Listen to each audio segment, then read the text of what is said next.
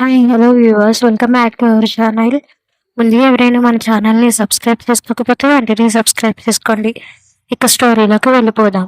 Contract marriage episode number 27. తన గుండెల మీద తలను పెట్టుకున్న సూర్యని చూస్తూ ఆ రోజు కాలం గడిపింది మీరా. సూర్య అయితే తన గుండెల మీద పడుకున్నాడు, కానీ మీరాకి మాత్రం నిద్ర రావడం లేదు. రకరకాల ఆలోచనల మధ్య సతమతం అవుతున్న మనసు మధ్య నలిగిపోయింది పాపం. వెంటనే సూర్యని చూసి బలంగా ఊపిరి పీల్చుకొని వదిలి తనని లేపడానికి ఆ రోజు మొత్తం అలానే లేవలేకపోతే ఆ రోజు మొత్తం అలానే ఉండిపోయింది. మరుసటి రోజు మెల్లగా మెలకు వచ్చిన సూర్యకి మీరా శిఖరాలు తనకు కనువిందు చేశాయి. ఒక్క క్షణం దాని వైపు అలా చూస్తుంటే వెంటనే ఏదో గుర్తుకు వచ్చి లేచి తనని చూశాడు. తెల్లవారుజామున ఎప్పుడో కళ్ళు మూసినా సూర్య కళ్ళు తెరిచినా లేవలేదు. వెంటనే తనని ఎత్తుకొని బెడ్ మీద పడుకోబెట్టి తన మీదకు చేరిపోయాడు. ఏదో తన నడుము మీద పాకుతున్నట్లు అనిపించి వెంటనే కళ్ళు తెరిచి చూసి ఎదురుగా ఉన్న సూర్యని చూస్తూ ఉండిపోయింది. సూర్య అని ప్రేమగా పిలిచిన గొంతుకు తన వైపు చూశాడు. ఆయన ఏం పట్టించుకోకుండా తన నడుము మీద తలపెట్టి పడుకున్నాడు. తలని చిన్నగా నిమిరింది. మీకు నిన్నేం చెప్పారో గుర్తుందా? గుర్తుంది అని మాత్రమే సమాధానం ఇచ్చాడు. మరి ఇన్ని రోజులు నాకెందుకు చెప్పలేదు? ఇప్పుడు అదంతా అవసరమా? మంచి మూడ్ని స్పాయిల్ చేసావు అని తన మీద నుండి లేచి జిమ్కి వెళ్ళిపోయాడు. తనను అసహనంగా చూస్తూ ఉండిపోయింది. ఒక్కొక్కసారి బాగుంటాడు, ఇంకొకసారి సైకోలో ప్రవర్తిస్తాడు. తనని ఎలా అర్థం చేసుకోవాలో అర్థం కావడం లేదు. ఇప్పటికే వెంటనే తనని తీసుకుని అనిపించి ప్రస్తుత ఆలోచనలు పక్కన పెట్టి ఫ్రెష్ అవ్వడానికి వెళ్ళింది. ప్లెయిన్గా ఉండే శారీ తీసి కట్టుకొని అద్దం ముందు నుదుటిలో బొట్టు పెట్టుకుంటే నిన్న రాత్రి జరిగింది గుర్తుకు వచ్చి కష్టంగా వస్తున్న కన్నీళ్ళను ఆపుకుంటూ బొట్టు పెట్టుకుంది మీరా. దేవుడి గదిలో వెళ్ళి దీపం వెలిగించి తను తీసుకున్న నిర్ణయాన్ని ఎట్టి పరిస్థితుల్లో అమలు అవ్వాలని బలంగా కోరుకుంది. అప్పుడే సూర్య కూడా ఫ్రెష్ అయ్యి అంతకు ముందు అద్దం ముందు హెయిర్ని సెట్ చేసుకుంటున్న అతని దగ్గరికి కాఫీ ట్రోతో వచ్చింది. తనని చూసి కాఫీ తాగాడు సూర్య. వెంటనే వెళ్ళిపోతున్న తనని చూసి నీకు బాధగా లేదా?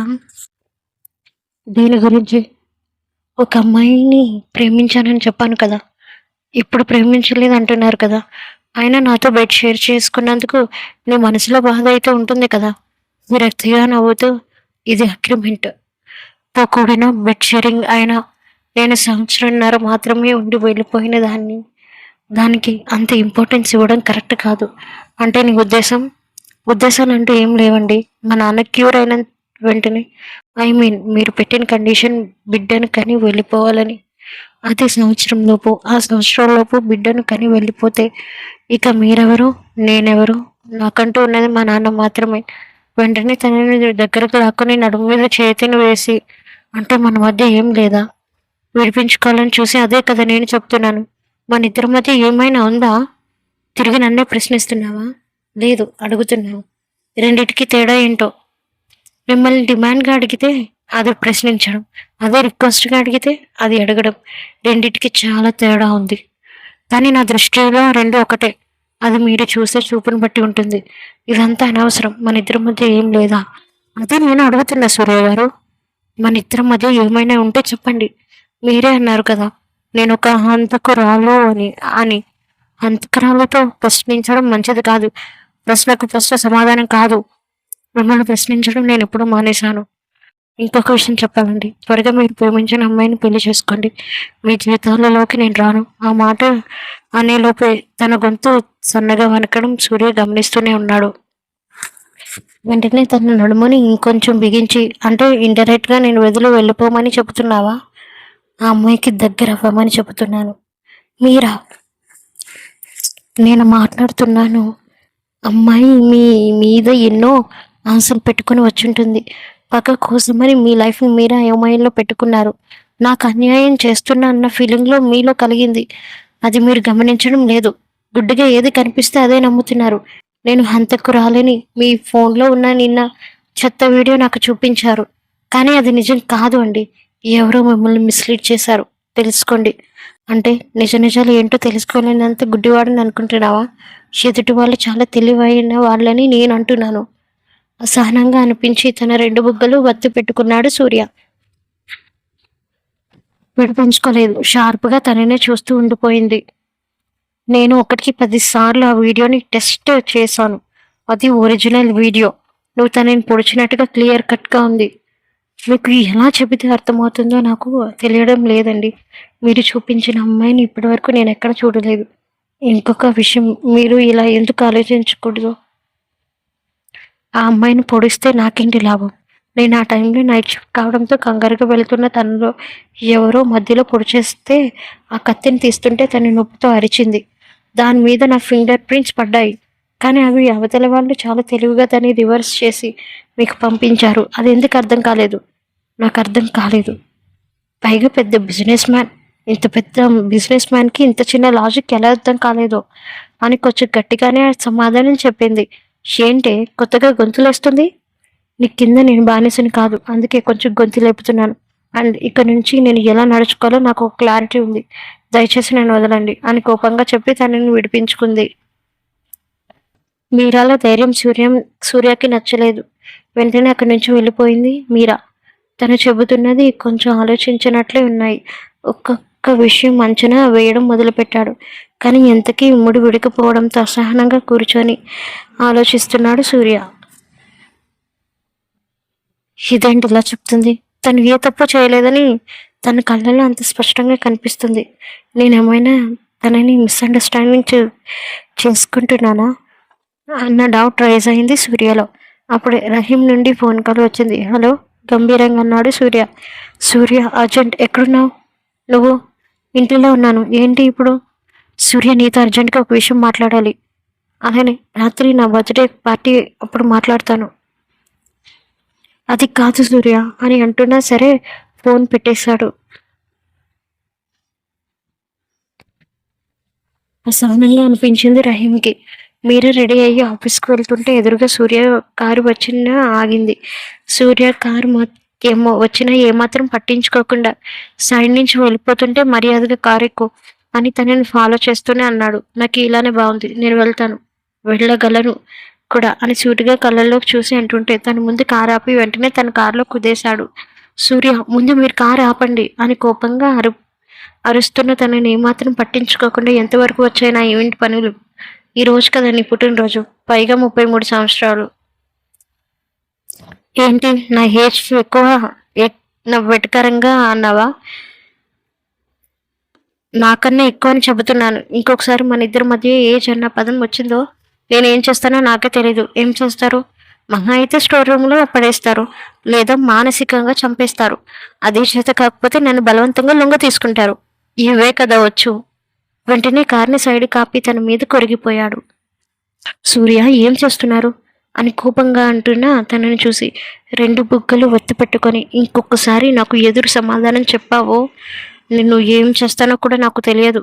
సూర్య, నన్ను వదలండి, చాలా నొప్పిగా ఉంది అని అంటుంటే తన ఎర్రటి పెదవులను చూసి ఆగలేక తన పెదవులతో కలిపేశాడు సూర్య. నాలుకలు మార్పులు జరుగుతుంటే కష్టంగా వస్తున్న ఫీలింగ్స్ని అదుపు చేసుకుంటుంది మీరా. కానీ సూర్య మాత్రం ఎప్పుడు తన మీద ఫీలింగ్స్ స్టార్ట్ అయిపోయాయి. నడుముని ఇంకో చేత్తో తన 2 చేతుల్ని సీటుకే ఆనిచ్చి గట్టిగా పట్టుకుంటుంటే కష్టంగా అనిపించింది తనకు. వెంటనే గింజుకున్న తనని వదలకుండా తన పెదవులతో ఇంకా లోపలికి చచ్చుకుపోతుంటే భయంతో గుండెలు అదురుతున్నాయి.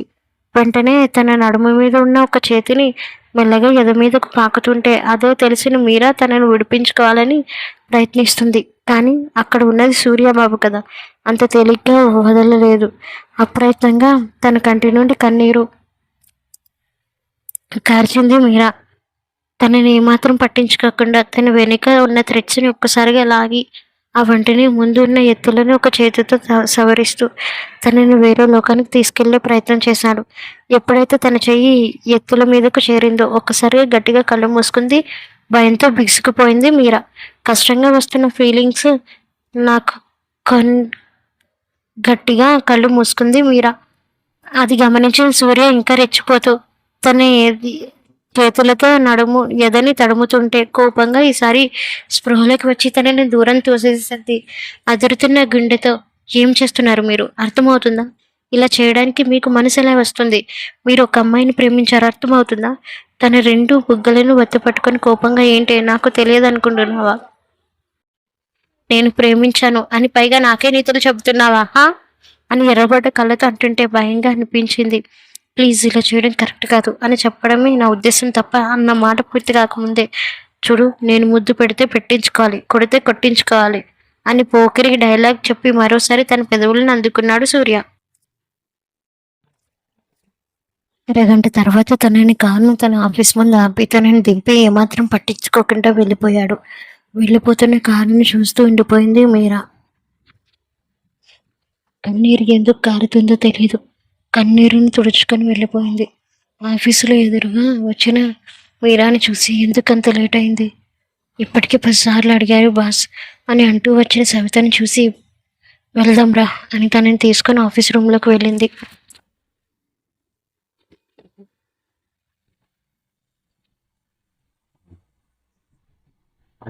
ఎదురుగా ల్యాప్టాప్లో నుండి వర్క్ చేస్తున్న సురేష్ని చూసి గుడ్ మార్నింగ్ సార్ తల తిప్పి మీరా వైపు చూశాడు. ఏంటి మీరా ఇంత ఇర్రెస్పాన్సిబుల్ అయితే ఎలా? మామూలుగానే నువ్వు ఆఫీస్కి లేట్గా వస్తావు. ఇప్పుడు ప్రపంచంలోనే బిలియనియర్ అయిన సూర్య గారి బర్త్డే ఈవెంట్ నీకు అప్పగించాను. నాకు బుద్ధి లేదు. అయ్యో బయటకు నిజాన్ని చెప్పకండి సార్ అని సవిత అనేసరికి కోపంగా చూశాడు సురేష్. తడబడితో తలదించుకుంది సవిత. మీరా రియాక్ట్ అవుతుంది. సారీ సార్, దారిలో కొంచెం పని ఉంటే ఆగిపోయాను. ఇప్పుడే ఈవెంట్ జరిగే ప్లేస్లోకి వెళ్తాను అని చెప్పి వెళ్ళిపోయారు సవిత, మీరా అండ్ టీమ్. త్వరగా క్యాబ్ బుక్ చేసుకొని ఈవెంట్ జరిగే ప్లేస్లోకి వెళ్ళారు. అప్పటికే టైం 12 కావడంతో అప్పటి నుంచి డెకరేషన్ పనులు మొత్తం ప్రారంభించారు. అంత ఎండని కూడా పట్టించుకోకుండా వాళ్ళు అనుకున్న బడ్జెట్లో ముందుగానే ప్లాన్ చేసుకున్న దాని ప్రకారం చేయించింది మీరా. మొత్తం డెకరేషన్ పూర్తి అవడంతో ఈసారి స్టేజ్ వైపు చూసింది. రిమోట్ నొక్కితే అందమైన సూర్య ఫోటో కనిపించింది. దాన్ని చూస్తూ ఉండిపోయింది. పక్కనే ఉన్న సవిత మాట్లాడుతూ ఎందుకే అతన్ని అంతలా చూస్తున్నావు? అతను నేను ఎంత హింస పెట్టాడో మర్చిపోయావా? గుర్తుంది, అంతా గుర్తుంది. నేనేం చేయాలో కూడా అర్థమైంది అని ఏదో ఆలోచిస్తూ ఏం చేయబోతున్నవి? చిన్నగా నవ్వి త్వరలోనే తెలుస్తుందిలే. ఏదో గుర్తుకు వచ్చినట్టు. ఒకసారి నీ ఫోన్ ఇవ్వవా? ఒకసారి అమ్మమ్మతో మాట్లాడాలి. అదేంటి నీ ఫ్రెండ్ రాకి నీకు ఫోన్ కొనిచ్చాడు కదా? వెంటనే ఆ రోజు జరిగింది గుర్తు తెచ్చుకుంది. చిన్నగా వణికింది తన శరీరం. తేరుకొని నీకు చెప్పే టైం నాకు లేదు, ఒకసారి అమ్మమ్మతో మాట్లాడాలి అని అనడంతో ఇబ్బంది పెట్టకూడదని ఫోన్ ఇచ్చింది. వెంటనే ఊళ్ళో ఉన్న తన అమ్మమ్మకి ఫోన్ చేసింది. అటు నుండి పూతరేకులు చుడుతున్న ఆవిడకి ఎవరో తెలియని నెంబర్ నుండి ఫోన్ రావడంతో హలో అమ్మమ్మ అని తీయని గొంతుతో పిలిచింది మీరమ్మ. మీరమ్మ అని ఆనందంగా పిలిచింది. ఎలా ఉన్నావు అమ్మమ్మ? ఏం బాగుండడమో ఏంటోరా, అసలు నువ్వు ఆరోగ్యం సహకరించడం లేదు. నువ్వు మీ నాన్న వెళ్ళి 1 సంవత్సరంన్నర అయింది. మీ మీద బెంగతో ఎలా ఉన్నానో నీకు తెలియదా? అది కాదు అమ్మమ్మ, ఇక్కడ కొంచెం పని మిగిలిపోయింది. అది పూర్తి చేసుకొని నేనే నీ దగ్గరికి వచ్చేస్తాను. పూర్తిగా నీ దగ్గరే ఉంటాను, సరేనా? నిజంగానా మీరమ్మ అని ఆనందంతో అంది ఆవిడ. నిజంగా నిజం. నేను మళ్ళీ ఫోన్ చేస్తాను, సరేనా? నీ ఆరోగ్యం జాగ్రత్త. అది కాదురా, ఎప్పుడు నీ ఫోన్ నుండి చేస్తున్నావు కదా, మరి ఈ నెంబర్ ఎవరిదిరా? నా ఫోన్ పగిలిపోయిందమ్మమ్మ, వేరొకరి ఫోన్తో చేస్తాను, కొంచెం పని ఉంది, మళ్ళీ చేస్తాను అని పెట్టేసింది. వెంటనే ఫోన్ మాట్లాడి సవితకి ఇచ్చి నేను రెడీ అయ్యి వస్తానే. ఇంకా ఎక్కడ? ఇంటికి వెళ్తావే? ఇక్కడే మనం కూడా డ్రెస్ తెప్పించాను, ఈసారి ఇలా కానిచ్చే అని తనని తీసుకొని వెళ్ళిపోయింది. సాయంత్రం 6 గంటలకి దేశంలో ఉన్న బిలీనియర్స్ అందరూ సూర్య బర్త్డే ఈవెంట్కి వచ్చారు.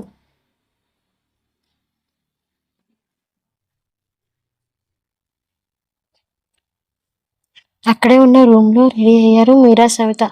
మీరా రెడ్ మిర్చి శారీ కట్టుకుని ఎప్పటిలా కాకుండా 1 స్టెప్ వేసి దానికి మ్యాచింగ్గా చిన్న కమ్మలు పెట్టి జుట్టుని ఫ్రీగా వదిలేసింది. సవిత గ్రీన్ కలర్ శారీ కట్టింది. వా మీరా ఎంత అందంగా ఉన్నావో తెలుసా, చూస్తే నాకే ముద్దొస్తున్నావు అని ఆనందంగా అంటున్నా తనని చూసి చాలేరా అని అప్పటికే గెస్ట్లు వచ్చుంటారు, మన దగ్గరుండి అరేంజ్మెంట్స్ చూసుకోవాలి అని చెప్పి తనని తీసుకొని వెళ్ళిపోయింది. అప్పటికే చాలామంది వచ్చి ఉన్నారు.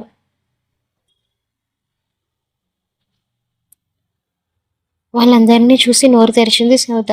ప్రపంచంలో ఉన్న బిజినెస్ మ్యాగ్నెట్స్ అందరూ అక్కడే ఉన్నారు. ఏంటే ఇంతమంది ఉన్నారు, మనం తిరుపతిలో తిరునాళ్ళకి కూడా రాలేదు కదా. వెంటనే తన నెత్తి మీద కొట్టింది మీరా. వెంటనే స్పృహలోకి వచ్చి, నిజంగా నీ మొగుడు దేశంలో ధనవంతుడు, అది నాకు తెలుసు. ముందు భోజనాల దగ్గర గెస్టులకు ఎలాంటి లోటు రాకూడదు. రా ముందు అక్కడ చూద్దాం అని కంగారుగా అటువైపు వెళ్తున్న మీరా అనుకొని ఒక వ్యక్తిని గుద్దుకుంది. ఆ వ్యక్తి చేతిలో జ్యూస్ ఉండడం వల్ల, ఓ సారీ సారీ సార్, నేను చూసుకోలేదు, ఐఎమ్ రియల్లీ సారీ అని తన చీర కొంగుతో కంగారుగా తుడుస్తుంటే, ఓ రిలాక్స్ మిస్, రిలాక్స్ అని వ్యక్తి వైపు చూసింది. అప్పటి వరకు మీరా చేస్తున్న పనులు చూస్తున్న అతను ఒక్కసారిగా మీరా తల ఎత్తేసరికి ఒక క్షణం అలా చూస్తుండిపోయాడు. చుట్టూ ఎవరు కనిపించలేదు, ఎదురుగా ఉన్న మీరా తప్ప.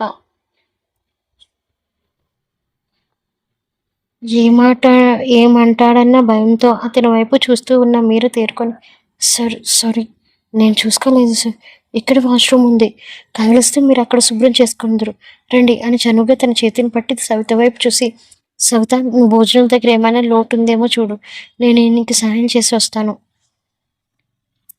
అని అనడంతో సవిత కూడా క్యాంటీన్ దగ్గరికి వెళ్ళింది.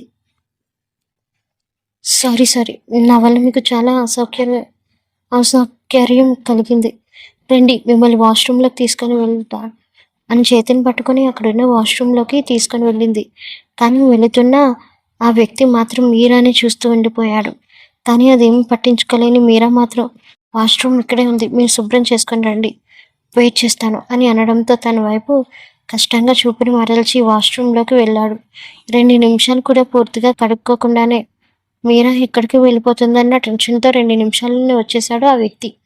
ఒకసారి జరుగుతున్న పార్టీని అలా చూసి పక్కకు తిరిగిన మీరాకు వెంటనే దర్శనమిచ్చాడు. అప్పుడే క్లీన్ చేసుకున్నారా అని ఆశ్చర్యంతో అడిగితే, అవును తనదైనా గంభీరంగా చెప్పాడు. వెంటనే తనని పరిశీలనగా గమనించడం మొదలుపెట్టింది మీరా. చూసుకోలేదనుకుంటా, ఇంకా ఇక్కడే జ్యూస్ మరకలు అలానే ఉండిపోయాయి, ఉండండి అక్కడే ఉన్న వెయిటర్ని పిలిచి ఆ గ్లాస్ వాటర్తో షర్ట్ మీద క్లీన్ చేసి, ఇప్పుడు పర్ఫెక్ట్ సార్, చల్లని గాలి వేస్తుంది, ఈ గాలికి మీ సూట్ ఖచ్చితంగా ఆరిపోతుంది, మీ పేరు తెలుసుకోవచ్చా అని డైరెక్ట్గా అడిగాడు ఆ వ్యక్తి. చిన్నగా నవ్వి, మీరావతి సార్. ఇంతకీ మీ పేరు తెలుసుకోవచ్చా అని మీరు అడిగితే, తనదైన గంభీరమైన వాయిస్తో, రుద్రాంశ్ వర్మ, ఇక్కడ బర్త్డే జరుపుకుంటున్న సూర్యాంశ్ వర్మ వాళ్ళ తమ్ముడిని అని ఎప్పుడైతే అన్నాడో కళ్ళు పెద్దవి చేసి చూసింది అతని వైపు.